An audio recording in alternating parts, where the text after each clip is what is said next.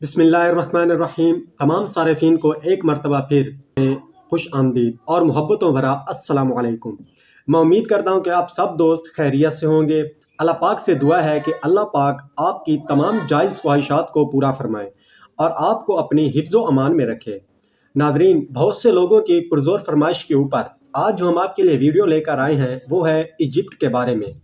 मिस्र में जो अभी इजिप्ट बने हुए हैं उनके बारे में ये वीडियो है, तो बिना किसी देरी के बढ़ते हैं अपनी वीडियो की तरफ। आखिर प्राचीन मिस्र वासी कौन सी टेक्नोलॉजी का इस्तेमाल करते थे जिसको आज भी वैज्ञानिक समझने की कोशिश कर रहे हैं? और क्या आपको पता है कि प्राचीन मिस्र वासी नाक के द्वारा दिमाग को निकाला करते थे?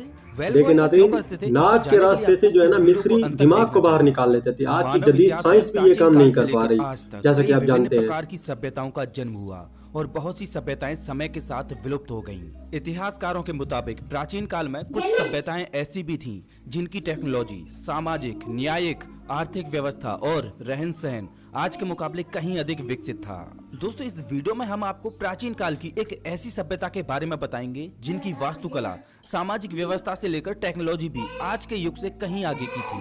ये सभ्यता है प्राचीन मिस्र की। एंशिएंट इजिप्ट की सभ्यता के बारे में इतिहासकारों का मानना है। नाज़रीन, जैसा कि आप जानते हैं कि इस चैनल के ऊपर हम इसी तरह की इंटरेस्टिंग वीडियो आपके लिए लाते रहते हैं, तो आप तमाम दोस्तों से बस एक ही गुजारिश है कि इस चैनल को सब्सक्राइब करके साथ दिए गए बेल के आइकन को जरूर दबाएं ताकि इसी तरह की नई वीडियो सबसे पहले आप तक पहुंच सके। शिक्षा और टेक्नोलॉजी में कितने आगे थे?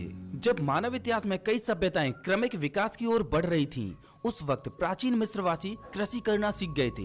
इसके अलावा वो व्यापार करने के लिए पानी के जहाजों का भी निर्माण करना जान गए थे। लेकिन नाज़रीन, जो अभी हम ये समझ रहे हैं आज के दौर में, ये प्राचीन मिस्र जो ना सबसे पहले ये काम कर चुका था, ये कारनामा वो सरंजाम दे चुका था।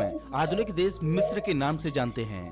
ये सभ्यता 3150 ईसा पूर्व के आसपास प्रथम फेरो के शासन के तहत अस्तित्व में आई। यहाँ राजाओं को फेरो कहा जाता था और इसके अगले 3 सदियों तक ये सभ्यता विकसित होती रही। इतिहासकारों के अनुसार प्राचीन मिस्र, लेकिन राजाओं को भी फेरो कहा जाता था। जो प्राचीन मिस्र है ना, वहाँ के मिस्र की सामाजिक सभ्यता कितनी उन्नत थी, इस बात का अंदाजा आप इस बात से लगा सकते हैं कि वहाँ पुरुषों और महिलाओं के पास सभी प्रकार के समान अधिकार मौजूद थे और ये सामाजिक व्यवस्था किसी भी प्राचीन सभ्यता से लेकर आज तक भी मौजूद नहीं है। प्राचीन मिस्र में महिलाएं भी पुरुषों की तरह संपत्ति रखने और बेचने का अधिकार रखती थीं। यानी कि जो औरतें हैं वो भी जो है तिजारत करती थी, उन्हें कोई रोक टोक नहीं थी। जब वो चाहे जिस वक्त तिजारत भी कर सकती थी। और प्राचीन मिस्र में जो है ना औरतों ने जो है ना हुकूमत के ऊपर भी हुक्मरानी आकर की। किसानों को श्रम कर देना पड़ता था। अगर हम बात करें कृषि की, तो प्राचीन मिस्र की कृषि की सफलता के लिए भौगोलिक विशेषताएं महत्वपूर्ण रही हैं, क्योंकि नील नदी के आसपास काफी उपजाऊ मिट्टी होती थी जिस पर खेती करना काफी सरल हुआ करता था। प्राचीन मिस्र के लोग ट्रांसपोर्टेशन का यूज करना भी सीख गए थे, क्योंकि वे जानते थे कि एक जगह से दूसरी जगह व्यापार करने के लिए उन्हें नील नदी से होकर गुजरना पड़ेगा। अपनी इस समस्या को देखते हुए उन्होंने तकनीकी विकास के तौर पर जहाज बनाने भी शुरू किए और वे इस कार्य में सफल भी हुए। लेकिन वो जो है ना जहाज भी सबसे पहले इन्होंने ही बनाया था। वे जानते थे कि तांबा, सीसा, सोना और कीमती पत्थरों का इस्तेमाल कैसे कैसे करना है और इनके घर मिट्टी की ईंटों से बने होते थे जो गर्मी के दिनों में भी काफी ठंडे रहते थे। दोस्तों, आज के आधुनिक युग में हम अपने घरों की किचन में चिमनी का इस्तेमाल करते हैं, लेकिन ये बात जानकर आप हैरान रह जाएंगे कि प्राचीन मिस्र के लोग अपने समय में इस तरह की तकनीक का इस्तेमाल करते थे कि उनके घर में एक खुली छत वाली रसोई होती थी जहाँ चूल्हा रखा जाता था। वे सफाई का विशेष ध्यान रखते थे। वे अपने शरीर को कीटाणुओं से सुरक्षित रखने के लिए चाक से निर्मित एक लदोईदार साबुन का प्रयोग करते थे। इसके अलावा त्वचा को नरम और दुर्गंध से दूर रखने के लिए भी वे खुशबूदार इत्र और मलहम का यूज किया करते थे। आपको ये जानकर बहुत हैरानी होगी कि वहाँ के लोग बालों से सख्त नफरत करते थे। उनका मानना था कि बाल उनकी सेहत के लिए हानिकारक होते हैं, इसलिए वहाँ के पुरुष तो अपने पूरे शरीर से बाल हटवा देते थे। इसके अलावा मिस्र की सभ्यता के लोग सुंदरता को भी अधिक महत्वपूर्ण मानते थे। इसके अलावा यहाँ के लोग अपने दांतों को विशेष रूप से साफ किया करते थे। इतिहासकारों के मुताबिक आज हम जिस टूथपेस्ट का इस्तेमाल करते हैं वो भी प्राचीन मिस्र वासियों की खोज का ही एक हिस्सा है। लेकिन जो हम टेक्नोलॉजी आज ढूंढ रहे हैं, ये मिस्र वाले सबसे पहले इन्होंने ही दरियाफ्त की थी। प्राचीन मिस्र वासियों ने ही की थी। यहाँ तक कि प्राचीन मिस्र वासियों का मुख्य आहार रोटी और बियर ही था, लेकिन उस बियर में अल्कोहल की मात्रा बहुत कम हुआ करती थी, इसीलिए बेहद, जिसे आज के दौर में हम शराब वगैरह भी कहते हैं, ये भी पीते थे ये लोग। प्राचीन मिस्र वासियों ने कांच सबसे से पहले बने इसका सामानों विकास और भी इन्होंने बर्तनों किया का था। इस्तेमाल करना शुरू कर दिया था। दोस्तों, अगर बात करें प्राचीन मिस्र की वास्तुकला की, तो दुनिया भर में सबसे प्रसिद्ध संरचनाएं इसी सभ्यता की मानी जाती हैं, और इसका सबसे बड़ा उदाहरण गीजा के महान पिरामिड और थेब्स के मंदिर हैं, जिनकी वास्तुकला लेकिन को अब समझना किस तरह आज के ये पिरामिड वैज्ञानिकों बने के हुए लिए हैं, भी एक टेढ़ी मिनट खीर बनी डिजाइन हुई के है। ऊपर बने इनकी हुए हैं। बिल्डिंग बनाने की स्किल्स और इतनी जो है ना विकसित आज थी की कि जदीद नॉर्मल साइंस ये इंस्ट्रूमेंट जानने में की मसरूफ सहायता है से कि भी किसी वो भी जो है ना विशाल पत्थर पुराने से बड़ी जमाने के सटीक और लोग किस परिशुद्ध तरह जो है ना कोई भी इतने संरचना इतने बनाने वजीन में पत्थर सक्षम इतनी थे, बुलंदियों तक लेकर जिसके गए थे। उदाहरण आज भी हमें खुदाई के दौरान मिलते रहते हैं। इनकी टेक्नोलॉजी भी काफी विकसित होती थी, और इस टेक्नोलॉजी को आज हम मिस्र के पिरामिड्स में देख सकते हैं, जो आज किसी से भी छुपे नहीं हैं। मिस्र के पिरामिड, जिनके चारों कोने इस प्रकार से बनाए गए हैं कि वो पृथ्वी के भूगोल की 4 दिशाओं की बिल्कुल सीध में हैं। इससे ये पता चलता है कि पिरामिड 4 दिशाओं को इंडिकेट करने के लिए बनाए गए होंगे, और इसके अलावा ये पिरामिड 3 विशेष तारों की सीध में बनाए गए हैं। हो सकता है शायद ये प्राचीन मिस्र वासियों को समय का ज्ञान कराते होंगे, क्योंकि 21 जून के दिन 2 पिरामिड्स के मध्य से सूर्यास्त होता है। इस बात से समझा जा सकता है कि प्राचीन मिस्र वासियों को गणित और ज्यामिति में महारत हासिल थी, और आज हम इस बात पर गुरूर करते हैं कि आज हम कितने आधुनिक हो गए हैं। बल्कि अगर उस दौर की सभ्यता से आज हम अपनी तुलना करें, तो शायद आज हम इतने विकसित नहीं हैं जितने कि प्राचीन मिस्र के लोग हुआ करते थे। बेशक इसी तरह ही क्योंकि वो होगा। लोग प्रकृति के समीप रहकर ही विकास की ओर बढ़े, लेकिन हम आज प्रकृति से दूर जाकर विकास की ओर बढ़ रहे हैं। प्राचीन मिस्र के लोग तकनीकी के साथ साथ धार्मिक रूप में भी परिपक्व थे। वे लोग परमात्मा और पुनर्जन्म में काफी विश्वास रखते थे।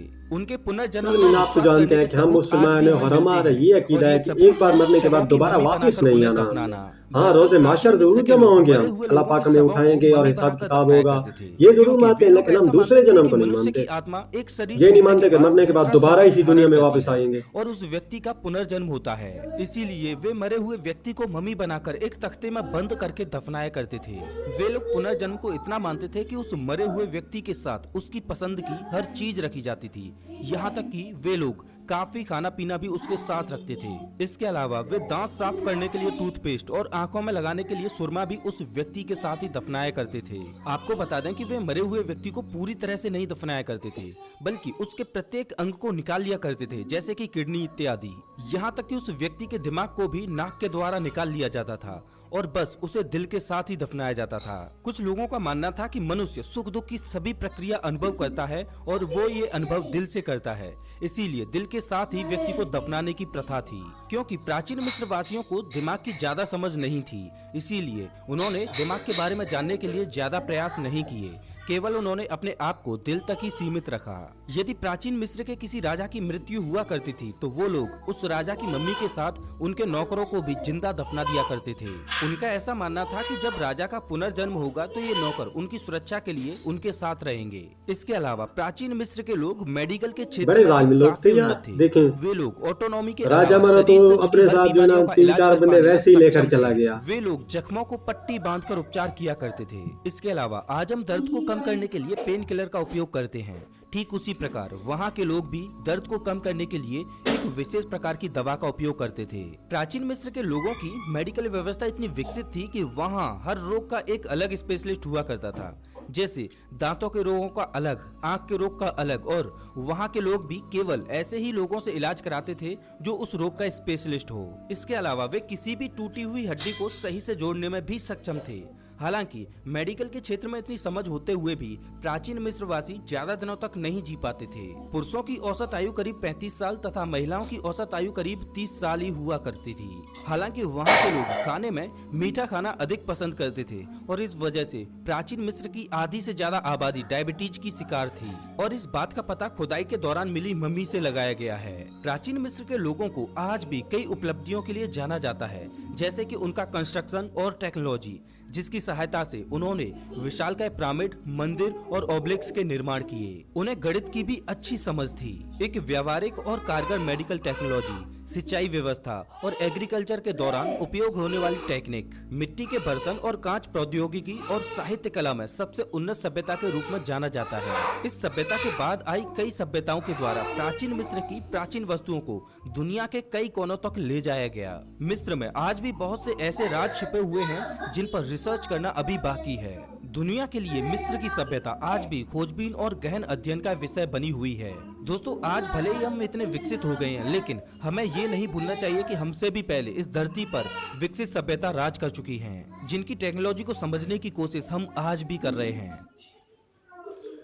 तो दोस्तों, ये थी हमारी आज की वीडियो, जो कि जैसा कि आपने इस वीडियो में देखा कि किस तरह जो है ना प्राचीन के लोग जो है ना, मिस्र के लोग किस तरह अपनी हिफाजत करते थे और किस तरह जो है ना उनकी ज़िंदगी गुजरती थी और ज़िंदगी के जो है ना रोज़मर्रा के काम वो क्या करते थे। आप इस वीडियो में ये भी जानते हैं कि जो है मर्द की औसत उम्र 35 साल और औरत की जो है ना औसत उम्र 30 साल बताई गई है। और साथ साथ ये भी बताया गया है कि जब भी कोई मरता था तो उनके साथ जो है ना वो सारा जो सामान है, एक जो है ना औरत को या मर्द को उस सामान की ज़रूरत होती है वो भी उसके साथ ही दफनाते थे, क्योंकि नाज़रीन उनका ये मानना था कि कभी ना कभी जो है ना ये दूसरा जन्म लेकर ज़रूर इस दुनिया में वापस आएगा।